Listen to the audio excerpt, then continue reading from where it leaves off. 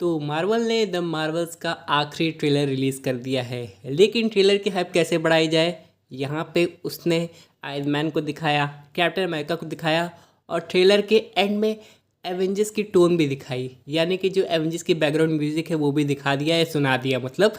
तो इन सब का क्या मतलब है? क्या मार्वल अपने पुराने ट्रैक पे वापस आने की कोशिश कर रहा है? क्योंकि मार्वल समझ गया है भाई कि जितने भी नए कैरेक्टर्स आ रहे हैं वो may be Avengers Kang dynasty या फिर सीक्रेट वॉर्स के लिए इम्पोर्टेंट हो सकते हैं, लेकिन क्या वो काफ़ी हैं आगे की मार्वल मूवीज़ की हाइप बढ़ाने के लिए? इसका अंदाज़ा तो उन्होंने लगा लिया है और इसका जवाब है ना। और मार्वल को अपने पुराने तरीके पे वापस आना पड़ेगा और इसीलिए यहाँ पे बहुत सारी लीक्स कंफर्म करती नज़र आ रही है कि Robert Downey Junior, Chris Evans सब वापस आ रहे हैं। और इन सब का लेना देना लोकी सीज़न 2 से है और हो सकता है सीज़न 3 से भी अगर वो रिन्यू हो जाए, या फिर कह लोकी के नए टीवीए से। क्योंकि मार्वल ने प्रमोशन करते हुए एक चीज़ बता दिया है कि लोकी अब गॉड ऑफ मिस्चीव नहीं बल्कि गॉड ऑफ स्टोरीज़ है। यानी कि लोकी ना सिर्फ अपनी कहानी लिखेगा बल्कि कुछ ऐसे पुराने कैरेक्टर्स को वापस लाएगा जिन्हें ऑडियंस देखने के लिए तरस गई थी। यानी दोस्तों अब सब कुछ बदलने वाला है।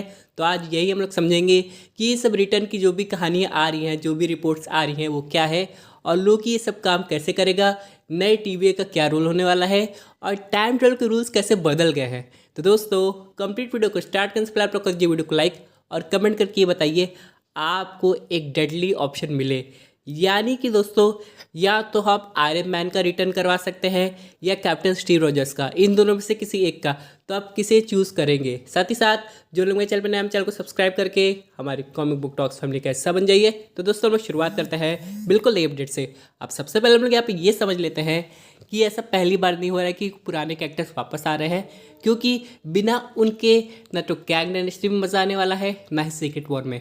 पहले भी रॉबर्ट डॉनी जूनियर ने कहा था कि वो ओपन है आयरन मैन के रिटर्न के लिए, लेकिन ये उनका आखिरी रिटर्न होगा क्योंकि इसके बाद एमसीयू का हो सकता है एक सॉफ्ट रिबूट हो जाएगा। बात करें क्रिस इवंस की तो क्रिस इवंस का भी ऐसे ही मानना है, लेकिन अभी यहाँ पे सीधे 4 हफ्ते पहले या फिर कहे 1 महीने पहले एक खबर आई थी जो कि ये बताती थी कि क्रिस इवंस का अपीयरेंस होने वाला है captain America the new world order में भी। और इससे हम लोग एक चीज़ समझ सकते हैं, ये अपने करंट यूनिवर्स के क्रिस इवंस हो सकते हैं या फिर ये आए हैं इनकर्जन की वजह से। क्योंकि हम लोग बात करें करंट यूनिवर्स की तो हम लोग को ओल्ड स्टीव रॉजर्स देखने को मिल सकते हैं, और हम लोग बात करें इनकर्जन की तो यंग स्टीव रॉजर्स भी आ सकते हैं।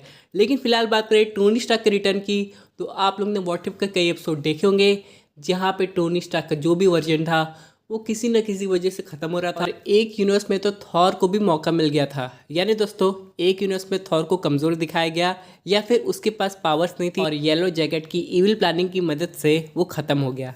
लेकिन ये सब का क्या लेना देना है? तो दोस्तों यहाँ पे लोकी वो सब कुछ वापस से लिखने वाला है। यानी दोस्तों मल्टीवर्स के अकॉर्डिंग अगर हम लोग टाइम ट्रेवल के रूल्स को समझने की कोशिश करें तो एवेंजर्स एंड गेम में पास्ट को बदला नहीं जा सकता है। लेकिन दोस्तों यहाँ पे एक वियर्ड सी फैन थ्योरी आती है जो ये कहती है एमसीयू में डिफरेंट यूनिवर्स है, हर एक यूनिवर्स के टाइम ट्रेवल के रूल्स काफ़ी अलग है। यानी दोस्तों चलिए हम लोग मान लेते हैं कि अपने करंट मार्वल सिनेमैटिक यूनिवर्स की रियलिटी में हम लोग पास्ट को नहीं बदल सकते हैं, लेकिन किसी और ऑल्टरनेट यूनिवर्स की बात करें तो वहाँ पे पास्ट को बदला जा सकता है। लेकिन इनकर्जन की वजह से पूरे मल्टीवर्स में खिचड़ी सी पक गई है, जिसकी वजह से अब टाइम ट्रेवल रूल्स भी बदल गए हैं या फिर पूरी तरह चेंज हो गए हैं एक नई लिखावट की वजह से। और लोकी दोस्तों ना सिर्फ अब टाइम ट्रेवल कर रहा है बल्कि पास्ट को भी चेंज कर रहा है, स्पेस और टाइम के बियॉन्ड जाके भी। तो यहाँ पे यही कहानी आती है, क्या लोकी अब एक मल्टीवर्स लेवल का निक फ्यूरी बन गया है? क्योंकि दोस्तों अगर आप लोग ने नोटिस किया होगा एपिसोड 5 में जब लोकी बाकी टीम्स को लाने की कोशिश कर रहा था तो हल्की सी बहुत पीछे बैकग्राउंड में एवेंजर्स की भी टोन बज रही थी, और ये वही टोन है जब निक फ्यूरी जाते हैं बाकी एवेंजर्स को रिक्रूट करने। तो ये कहीं ना कहीं फोर शेडोइंग हो रही है कि आगे जाके लोकी ही मल्टीवर्स लेवल के निक फ्यूरी का काम करने वाला है। और उसका मेन मोटिव पता है क्या है?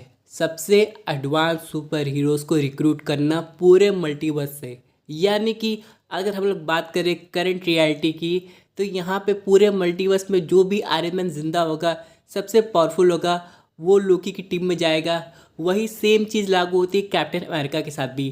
तो ये सब जितने भी प्राइम वेरिएंट्स हैं वो सब लोकी की टीम में आएंगे, कैंग की आर्मी को डिफीट करने, जिसकी वजह से दोस्तों ये टीवीए काफ़ी इंटरेस्टिंग प्लेस हो जाता है बाकी एवेंजर्स को शामिल करने के लिए। ऊपर से लोकी की नई पावर्स तो आप लोग जानते हैं वो कितनी ज़्यादा खतरनाक है। लोकी को अब कोई छू भी नहीं सकता है, वो अब तक का सबसे ओपी कैरेक्टर हो गया है।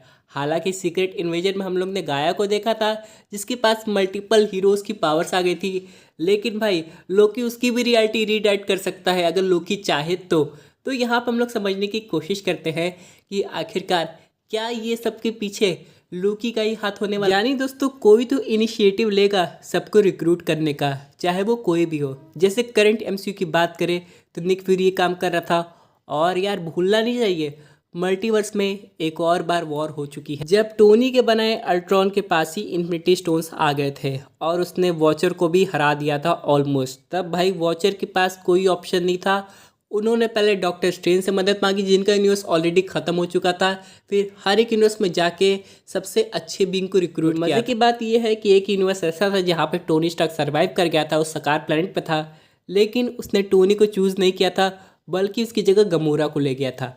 यानी तब भी दोस्तों अगर हम लोग बात करें तो लोकी की नज़र में अब भी जो प्राइम टोनी स्टार्क है वो कहीं ना कहीं किसी मल्टीवर्स में छुपा होगा और उसे ही लाना काफ़ी ज़रूरी है कैंग को हराने। लेकिन आप लोग को पता है अभी कुछ देर पहले द मार्वल्स का जो आखिरी ट्रेलर आया है उसमें हम लोग को ये पता चला है विलन ने एक स्पेस में ही छेद कर दिया जिसकी वजह से दूसरी रियलिटी के बीइंग जो है वो अपने करंट रियलिटी में आ रहे हैं। भाई साहब इससे बड़ी बात कुछ हो ही नहीं सकती है। हम लोग ने सुना था कि अमेरिकन शैवेज पोर्टल खोल दूसरे यूनिवर्स में जाने के लिए, लेकिन भाई ये तो पूरी रियलिटी ही ब्रेक कर दी है और रास्ता बना दी भाई जिसको आना है आए, जिसको जाना है दूसरे यूनिवर्स में जाए। और यही चीज़ थोड़ी सी इंटरेस्टिंग बनाती है द मार्वल्स मूवी को।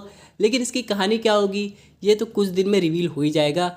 और यहाँ पे साफ साफ बताया गया है कि इसमें म्यूटेंट्स आने वाले हैं। वैसे हम लोग पहली बार तो म्यूटेंट्स को देखेंगे नहीं क्योंकि मल्टीवर्स ऑफ मैडनेस में हम लोग ने प्रोफेसर चार्ल्स ज़ेवियर को देख लिया था।